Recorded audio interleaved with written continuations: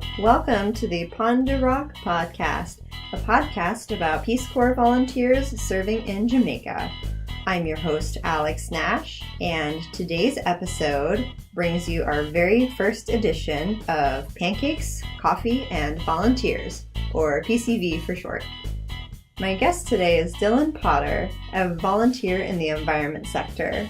We sat down over a delightful breakfast to talk about the ins and outs of Peace Corps service. Hi, Dylan. Hello. How's it going? Good. Glad to be the first guest on your podcast. Yes, it's quite an exciting day. Very excited to get this podcast going, talk to the volunteers of Peace Corps Jamaica, and hopefully families and maybe even prospective volunteers. Great. Yeah. How are you? I'm doing well. Good. First time in your place, so that's cool. I'm glad I got to be here today. Walked over from Monroe. How long did it take you to walk over here? 50 minutes. Oh my gosh. I think about 2.5 miles, so maybe 3, somewhere between there. Wow. So feeling good? Yes, definitely we'll be ready for that reggae marathon later in the year. So, 1 year of service. Yeah, we made it. Well, 1 year since we got on island. So that's true. Got another big 1 year mark coming up in May, so that'll be another good one to look forward to. That's a good point. It's more like 1 year here in Jamaica, not quite 1 year actually being a full-blown Peace Corps volunteer. How does it feel? Did you do anything to celebrate? Yeah, I mean, Haven and I had tacos. We bought the old El Paso taco shells from Shoppers Fair. Fancy. Yeah. And bought cheese, like actual cheese. We haven't done that before. We just pretty much don't usually buy cheese. And had refried beans and made up some little tacos. It was good. What a nice classy celebrate. Classy evening. That sounds excellent. Yeah. For any listeners at home in the States that don't know, cheese can be quite expensive and hard to come by, as are taco shells probably. Yeah, I was very surprised that Shoppers Fair carries them, but it's probably just one of our Stush West Side things, so. That's true. We're a little fancy out here sometimes. Yeah. So, yeah, that was us celebrating, but I mean, just the actual feeling of it, I mean, I think it's hard to explain. It's just a big kind of like, it's just a sense of accomplishment, just a feeling like that we've made it as far as Group 88 volunteers had made it when we first met them. And to know that we've gone through all the same things that they went through, and now we're those people to Group 90, it just feels really, really good. Like that we can do another year, That's very true. It does feel good to kind of be it's almost like being on the other side of it. Yeah. Even though technically that won't come until May, it still feels like I feel like we have a year left, really. And I'm starting to say that, like, in a year when we're leaving or whatever, but it's a good feeling. Yeah, that's very true. Have you and Haven talked about what it felt like, or been reminiscing, I guess, of what it felt like to be in training? Yeah, it's a weird combination of like not actually remembering like that many specifics. Like we watched the welcome ceremony video, and trying to remember what our welcome ceremony was like, and we had I don't remember who our the volunteers were that spoke, what they said. Like I was just so exhausted by that at that point. Those first 3 days were the most tired I've ever been. But just reflecting on all of training, I just remember like being so focused on trying to like learn as much as I could and trying to be just like so on top of it. And I don't know if that was the best approach. I kind of feel like I maybe should have been a little more just relaxed, try to take it as it came, because it's just a whole long process that you can't really exactly process all of it at first. But I don't know. Feels both really recently and like really far away somehow at the same time when we were in training. Yeah, that's so true. Yeah. I think I was trying to look back, leading up to our 1 year mark of just remembering how I felt or what I was, what was I doing? What was I worried about? And some of the things, I wrote some of them down, and to actually look back, and say, oh, this time last year I was freaking out about what to pack, or any number of things. It feels almost like another person.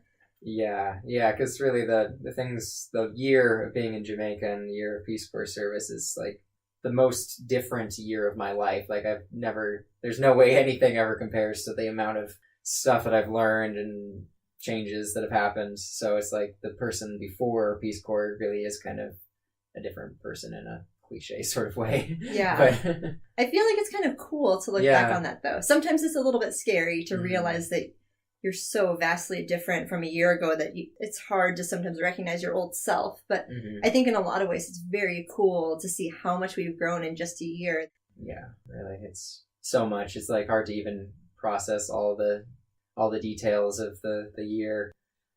I tried to journal when I first arrived, and I think I journaled like 6 times in training and then quickly gave up. I'm not a journaling kind of person. Yeah. And somehow I believe that that was one thing I remember is like, I remember thinking when I was going to get to Jamaica, I was going to like do all these things that I like haven't ever done. Like I'm going to read like a whole bunch of books. I'm going to do all of this stuff. I'm going to write, I'm going to journal. And I'm like, gave up journaling because I really don't like it. And I'm like, I read, but not as much as I plan to. But I think it's funny to think that like somehow I thought that I would become, I mean, like I definitely, like we were saying, have changed a lot and are in some ways different people, but like things that I like to do and the things that I don't like to do are somehow going to change when I was here. Right. It's really funny to think that I thought that. Right. To have all these expectations of, well, now's the time I'm really going to start journaling or X, Y, and Z. And I think maybe, at least when I got to site, I think I realized that, some of those things I thought I would do or I wanted to do that were not my norm, being in a different place isn't going to change that necessarily. I'm still going to be fundamentally the same.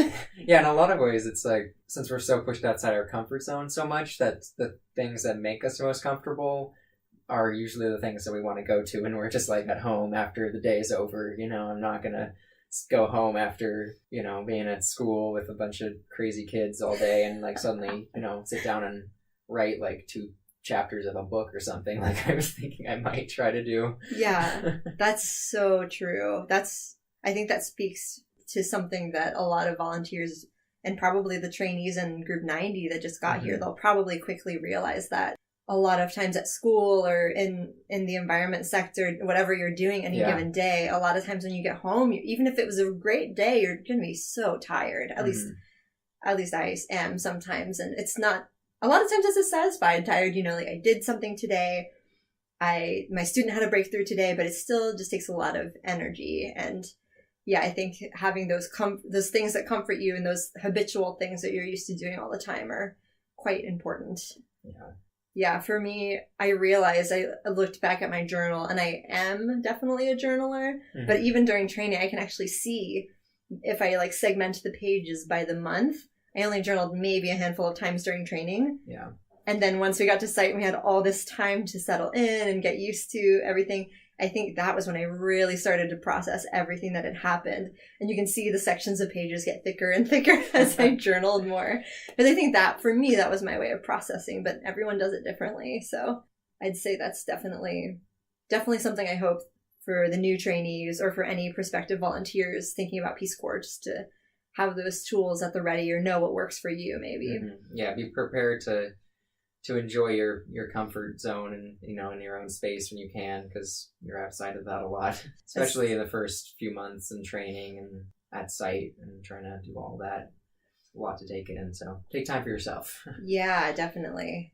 During training, you almost don't really have that time. You don't have yourself, really, because it's your host family situation is, you've got a room. I mean, a lot of volunteers still have that, but they find a way to make it work where they have their own space and their own respect with their host families. But in training, it's like you're brand new to the culture. You're trying to negotiate what is acceptable as far as your privacy, what your host family expects from you. And so I think that can be a real challenge. Yeah, absolutely. Setting boundaries can be challenging when you want to, at least personally, when I came here, I feel like I was really ready to open myself to connections with host families and with and with other community members. But in training too, it's just so different because it's not your permanent homestay. It's not your permanent community. And then you're already being asked so much in training of, assignments and connecting with your other volunteers that it can be a lot. Yeah. So I think it took me a while to realize that it was okay to kind of set boundaries for myself and have moments of privacy, and like it wasn't rude as long as I was being respectful about it. And I was really thankful that I had a host mom during training that was very, very respectful of that, very kind. She never seemed like she felt slighted if I just wanted to go and sit quietly in my room for a little bit or read or do my assignments. It's hard to navigate though, especially when you're just getting to your country of service and just everything is happening all at once. Yeah. It's actually kind of funny because with training for group 90, I'm going to be going and doing some training sessions and staying with a host family for that week that I'm there, Haven and I. And it's going to be so different being with a host family now after a year of service, and like being a lot more comfortable in Jamaica with Jamaicans. Like, I remember having a hard time when we were first here during training, like trying to come up with things to talk about and trying to make those connections. But now we've had that confidence of having a year, behind us. And I think it's just going to be a really interesting reflection and interesting experience to compare those two. Now we just have more experience here. Yeah. So we probably, by virtue of being here for longer, have more things we can talk about. Like, oh, did you feel that earthquake a few months back? Or, wow, I saw a 40-legger in my room the other day too. So, tomato prices are up again. Exactly, right. So we just have things that we can relate on a different level now, even if it's maybe still surface in some ways. It's much more familiar. Yeah. How are you feeling about service so far? Is there anything that kind of stands out to you? Or I think within the new year, since the start of 2019, I think I really started to find a footing as far as projects and things that I'm working on, especially with my work with the Southfield Farmers Group, because that has been something that I've been slowly working towards being more involved with them since like last August, really, with Denby, when I first made that connection with them. But now that I'm, working on an apiary project through Peace Corps small grants, and that was really got going in January, and I've just felt like a lot more part of that group. I've got, core executive members of that group that I've have a really good relationship with, and I was just down in Southfield on Tuesday, and I was just working in the community center, like transplanting some grass, just like digging it up from one spot and like putting it into another spot. Yeah, just kind of funny things like that. But I just had like, people around that I knew, and I felt really good to have a place that I felt comfortable with. It's a little outside of my actual community and site, but I think that's part of service, is being flexible and trying to find places that you fit in and feel comfortable. And as far as working at the school at Epping Forest, it's been a lot of challenges with behavior and students, but I think I've made some progress with Environment Club there. Also been we had a big project with tree planting recently. We planted 20 fruit trees from a donation from Trees That Feed Foundation. Nice. So we've got them along the perimeter of the fence in the back of the school. And so that felt really good to do because the students were involved. We got out there digging holes, planting trees, and I just hope that I can come back to Jamaica at some point in the future and be able to see all these fruit trees that I helped plant and see that they're producing fruit and know that I had some kind of impact in that way. But I think there's been a lot of challenges just in my community finding the space before Southfield happened, because there wasn't a really strong farmers group in that area. So I think really Peace Corps is, at least for environment volunteers, is really about finding and making your job out of kind of ambiguous situations. So that's great that you've been able to do that, though, and I'm glad that it sounds like there's lots of work now, so that's good. Definitely getting there, and got some other projects coming up. I'm going to try to get garbage bins. Yep, yeah, classic. Sounds of Jamaica. Yes, the sounds of Jamaica, indeed. Sorry, go ahead. I'm going to try to get a grant for garbage bins for our school, because we have a problem with students littering. I think probably everywhere in Jamaica, every school probably has some bit of an issue. Yes, definitely. But there are no garbage bins anywhere on the school grounds except for in the classrooms, so I'm going to try to get garbage bins so that way when they're out at break and lunch, it's easier to throw away their trash in a bin than to just drop it. Yeah, the wind, especially up here, I think probably for your school as well, it's so windy a lot of the time that even if a kid accidentally drops their trash, it's gone. Yeah, it's gone. Yeah, so there's a whole section of fence that's just got trash built up against it because it's been blown into this one corner. Oh no. Yeah, and then also we have a problem with our school garbage skip that people don't always bag their stuff properly. So when it comes time to get emptied and the garbage bin come and pull it out and they're trying to dump it into the truck, it's scattered everywhere because it's not in garbage bags. So we've got two things we're trying to deal with. I'd like to see in the future maybe try to take on proper bagging trash just to reduce that. But yeah, that is definitely an ongoing challenge, I think, across Jamaica. So I bet anything that you can do even to at least start to help mitigate that or even just form good habits in terms of garbage disposal, I think will be really helpful. We do usually after break time, a lot of my students will go around and they will pick up the grounds and they'll definitely sweep out the classrooms. Mm-hmm. But again, with the wind, sometimes it just gets away from them. And, or, they also don't want to miss too much instructional time. So I think it's usually a quick sweep of the play area and then everyone just goes back in. Yeah, our students do that too. Some will pick up garbage after break, but I've watched them and they just kind of, I don't know what their strategy is for picking up. They just sort of jump from piece to piece. Like they'll skip one, but then go and find a bigger one. Like it just ends up not really being that effective. Huh. It's mostly the younger students, like grades 1 through 3, and they aren't really focused. Right. They're easily distracted. I think the shinier trash is the one that they go for the most. Right, exactly. Yeah, that seems to make sense. Yeah.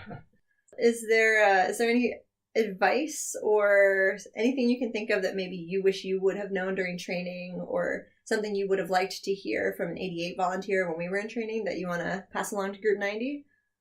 Yeah, I think in training we talk a lot about integration in your community and how the most successful volunteers are ones that feel at home and are part of the community where people know them. I think that's definitely true, but it shouldn't be something that you are stressing yourself about too much, because if it's something that you're too focused on, if you're spending your time trying to think, oh, right now instead of taking time for myself I should be out down in the community at the bar or whatever, or hanging out with somebody, and you feel guilty about taking time for yourself, then I don't think that's healthy. So it's about finding a balance between just naturally you are in your community, or if you're walking around, you're going to your school, you're going down to the shop on a regular basis, people see you, you talk to them. I think that's perfectly fine. You don't have to really stress yourself to go really out of your way to make yourself feel like you're being integrated, because it just happens, being in your community over time, it just happens.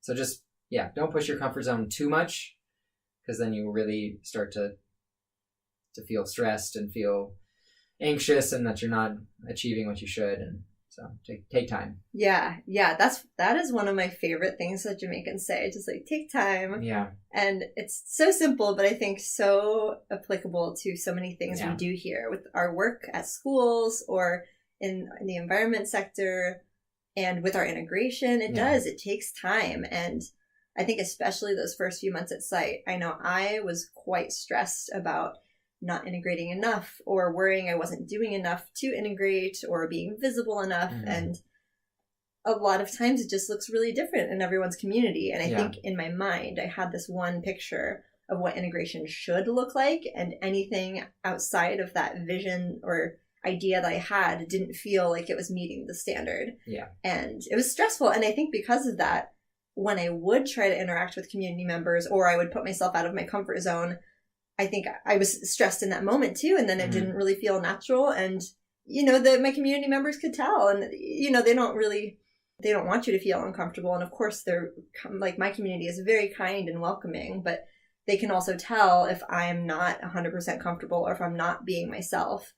Yeah. And they're not going to be upset about it or anything, but I think it does kind of put up a barrier. So I absolutely agree that taking time and making that time for yourself and just being kind to yourself and, understanding that it might not be what you thought it would. Mm-hmm. And that's okay. And it's okay to continue to work towards what you want your integration to be. Yeah. But it might not happen overnight. And, there might be limited opportunities. And I think that the best things have happened naturally, at least in my scenario or in my site. Yeah. And I know that for a lot of communities, the main social scene is bars, and you shouldn't feel like that's something that you have to do. Like, honestly, when Haven and I first got to site, our principal, who was the one, our advisor, our supervisor who picked us up, we drove past the bars and down the little lane to our house, and she said, never go to those bars. Like, that's a bad place. Like, just don't go there. And we're like, okay, Yeah. All right, we'll take your advice. We won't do that. And that's pretty much where people hang out. But it's a certain crowd, and it's not a crowd that's going to be productive to our service to be hanging out with, to spending time with. It's, mostly younger, unemployed guys. And honestly, I don't think we're really missing anything by not spending time at those bars. Yeah. Because we have community members that when we're walking down the lane, you see them out, we stop and we talk for a little bit, just short conversations, or we just say hi every time we see them because, we know their name. And I think that's, we've gotten to a place where like that feels good, and that feels like where we should be. Because there's not a whole lot more to do, honestly, in our community than that. We've got a couple funerals coming up. We got invited by one of our there's a bar right next to our school, and the bar owner is kind of the unofficial guardian caretaker of the school. Like, he just looks out for it, makes sure that no one's, he holds the keys sometimes. Oh, that's great. Yeah. So like sometimes, like last summer, we would drop the keys with him if we were coming down to do something in the library. We'd leave them with him.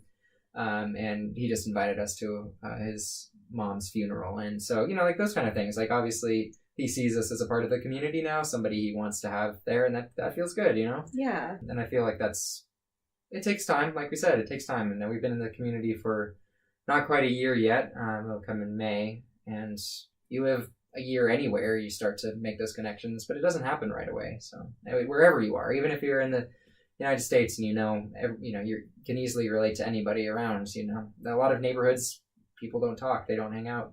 So it's just a matter of time. Thank you for taking the time to talk with me today, Dylan, for coming down to my site and consuming some pancakes and coffee. Yeah, it was great. Thank you for both.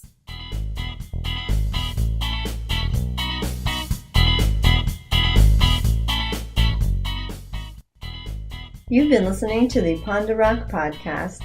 Thanks to Dylan Potter, a Group 89 environment volunteer, for coming to speak with me today.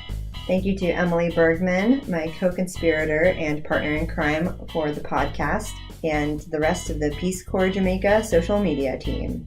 Please go on over to our Facebook page and give us a like, and follow us on Instagram, YouTube, and Twitter.